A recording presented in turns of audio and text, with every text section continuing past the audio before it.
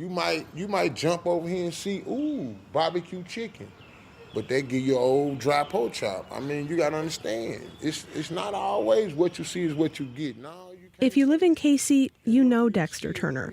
Not by Dexter, but by his nickname, Big Man. On any given day, Big Man's usually holding court from his back stoop on South 8th Street, a pair of dingy cement steps surrounded by a couple of decrepit wire clotheslines. When he's not telling jokes, waxing philosophical, or yelling at young men to pull their pants up, he's selling single cigarettes for 50 cents a smoke. Cigars go for $1. So what I do is I test my levels. So if you just want to introduce yourself? Which one? Big Man. What else is there? I mean, there's nothing else. I mean, what you want to know? I mean, I'm just a person, a human being.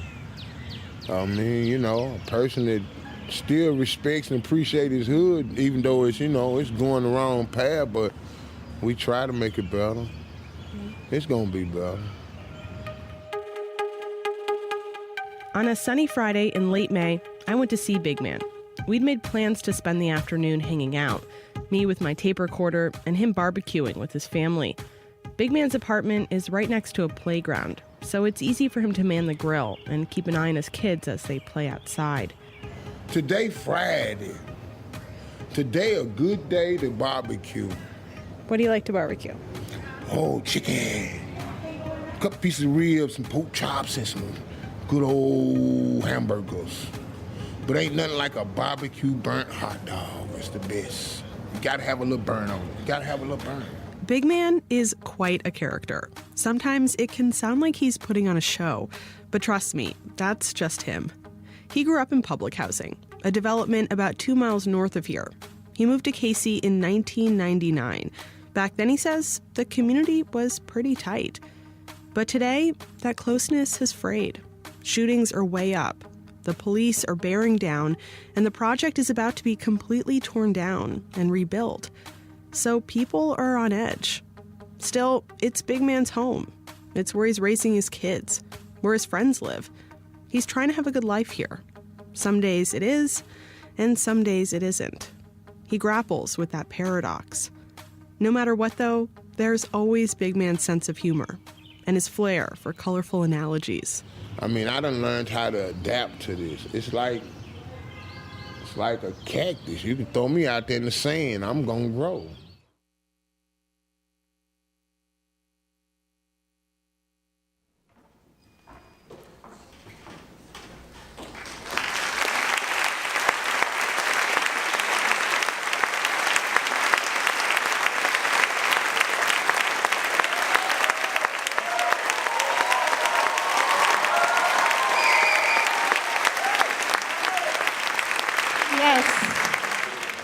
Yes, in the flesh.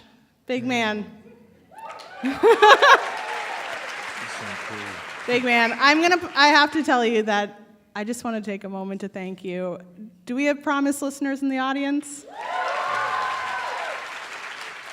Can we talk about how amazing this man is? I don't think that this podcast would have been possible without you, and I want to thank you so much for that. So, I have a few questions. We're going to do this live on stage. We've never done this before. Usually we're sitting on your stoop. As you can tell, he's totally ready for this. He knew what he was getting into. Just kidding. Are you going to return my phone calls? No. All right. Well, I'll just get into it. But so first of all, just thank you so much for being here. I really appreciate it. This episode, for those of you who've listened to it, you know what happens. For those of you who haven't, it's the beginning of the second episode of The Promise, and we learn a little bit about you and the history of Casey. But what the story goes on to tell is an afternoon in which there's a triple shooting outside your apartment. Someone is killed, 2 other people are shot and wounded, and you're sort of left to pick up the pieces. Your kids are about to come home from school, your wife is about to come home from work, and they're all thinking that there's going to be a family barbecue. That was the plan. Except now the perimeter of your house is a crime scene. And I was just wondering, Can you take us back to that day, and can you just put us in your mindset? Because as a father and as a husband, I just can't imagine how difficult it is to have this happen and then have your kids coming right back. So what was going through your mind that afternoon? What was I going to tell them? Yeah. You know, that's what my little girl, she looks forward to me barbecuing. She loves me to barbecue. So that's basically what she was waiting on. When you got to go to a bus stop and get your kids off the bus, and you got to explain to them why it's yellow tape around your house. That's something that you're not comfortable with. But it gets to the point where it's an everyday factor. So they used to seeing it. Yeah. Can you just get into the microphone a little bit more? Yeah, I know. Usually I'm leaning into you, but I can't do that from here. Okay. So when you're there going to get your kids and you know what they're going to come back to, what do you say? I mean, you tell them the truth. I mean, you can't raise no child on no lie, because they're going to end up seeing it. I'd rather for them to hear it from me than hear it from off the street anyway. And you really can't just conceal it anyway, because it's there. Mm-hmm. I mean, they can look out their bedroom windows and see it. So I can't stop them. So I just tell them what happens. And so as a parent, I think in that episode, I'm about to become a parent, and I think about hard things you have to tell your kids. And I think that that's something that a lot of people aren't faced with, frankly. No. It's a lot of things that you can tell your kids besides somebody got killed. I mean, the joy some of y'all might have to tell y'all kids that go play a game, sit down. Well, I got to go tell my kids to duck, lay down. No, that's not what I want to raise my kids in. Well, what do you think? I mean, there's a lot of misconceptions about Casey. And as bad as that day was, there's a lot of stuff you love about the place. Casey, to me, it's like... I should say Casey's the largest public housing complex in Nashville. For those who do not know, I should have said. Yeah, they are. That's a So, lot of concrete. a lot of bricks. But, I mean, it's not bad. It's not what people's perception is of the projects. It's really not. It's, like I told you, you got to be there. As you see, it's not what you think it is. It's not no bad place, which I can't tell you how some people react in there. I can't change how people act in there. I can't tell the young guys to not get you. But, I mean, if you don't come through there, you'll never know what's over there. You'll never know the people that's there.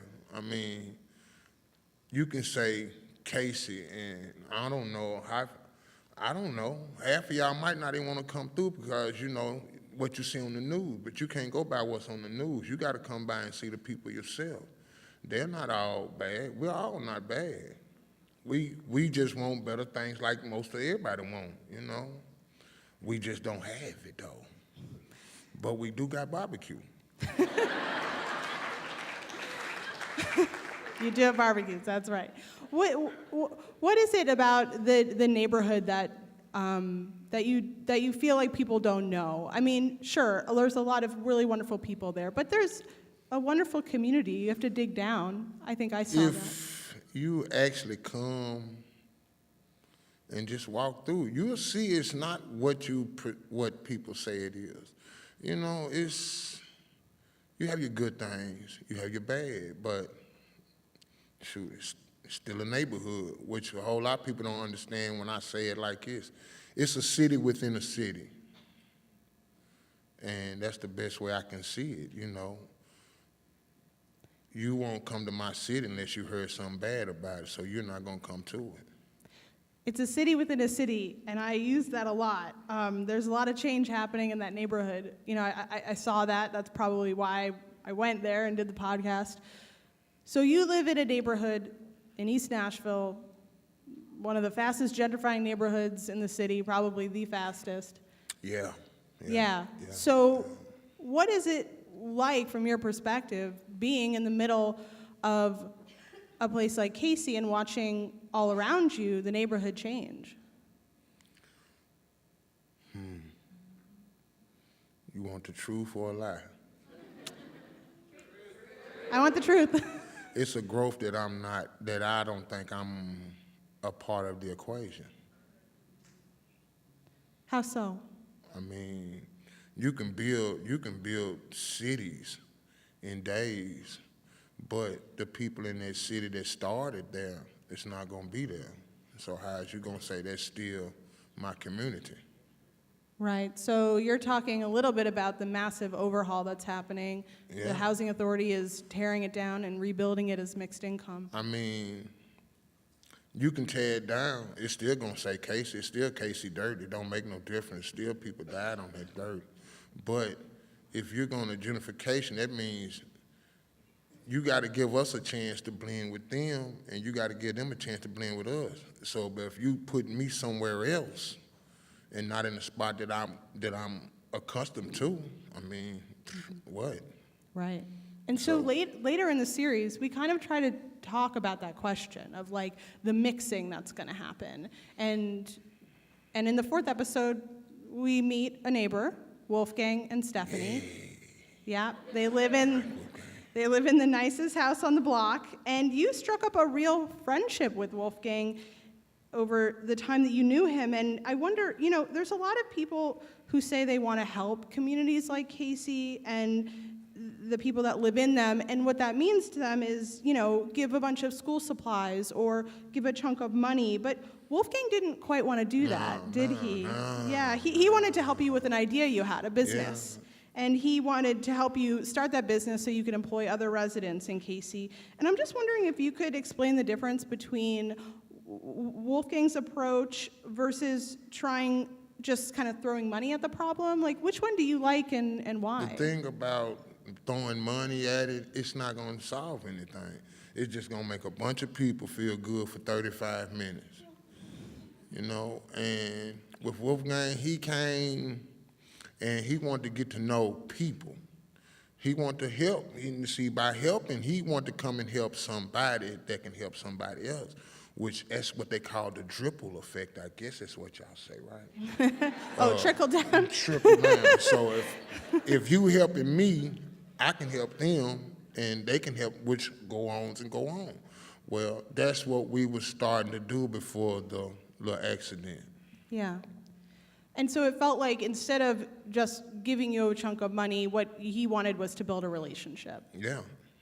He actually showed he cared. He actually showed that he wanted to not only, how you say it, bring this side of the neighborhood along with this side of the neighborhood. He didn't want to just say, hey, y'all stay right there. He wanted to bring it all together, and he was actually trying to really help me to get my little business started. And that feels like a really meaningful... Oh, shoot, that felt good. Mm-hmm. Because, see, the money, like I said, it only lasts for so long.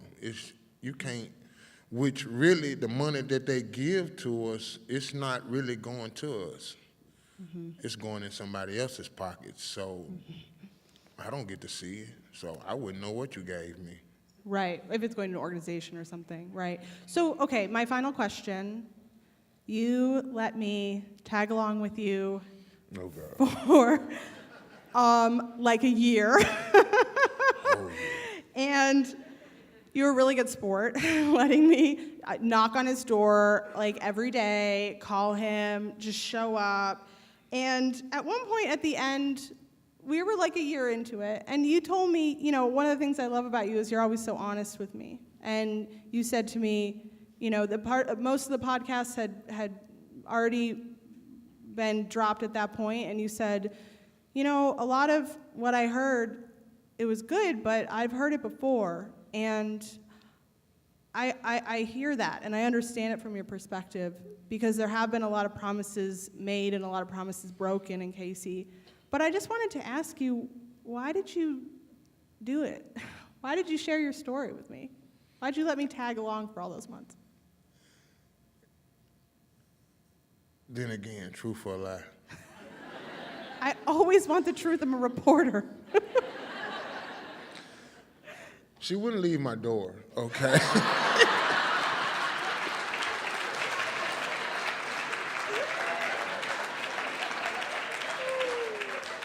No, I felt like if we could get some of the understanding, some of the problems brought forth, that people would recognize that you don't have to walk down Shelby and say they go to projects. No, you can actually walk through there. It's not like what you think. It's not, and ain't nobody gonna jump out and shoot you. You might be scared of a couple of big rats, but ain't nobody gonna shoot you. Ain't nobody gonna rob you. We actually got people that jogs through our neighborhoods now.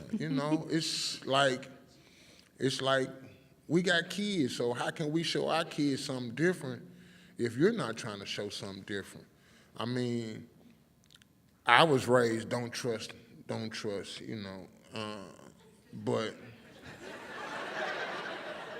I know y'all don't trust, that y'all was raised the same way. Don't trust, okay, so. This is what I mean. He just doesn't sugarcoat a thing. I mean, I just felt like if you gonna have this so-called gentrification, I still ain't found out what that word means yet, but.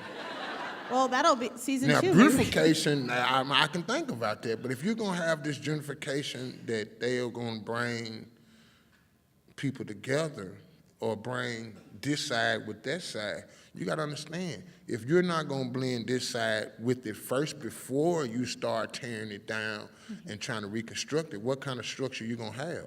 Right, and that's what we were really exploring. I mean, whether that is happening and whether that can happen. It can. It can. You can. Well, big man, we got to wrap up, but I just want to thank you so much. And I got to just give a shout out for those who listen to that podcast. They know Miss Vernell is in the audience. Tanya is in the audience. Man and Valencia are in the audience. They will be here. You should see them when the show is over. But big man, I love you. Thank you so much. Thank you. Give him a hand, the philosopher, big man, and Meribah Knight. The promise has taken a lot out of all of us, Thank you.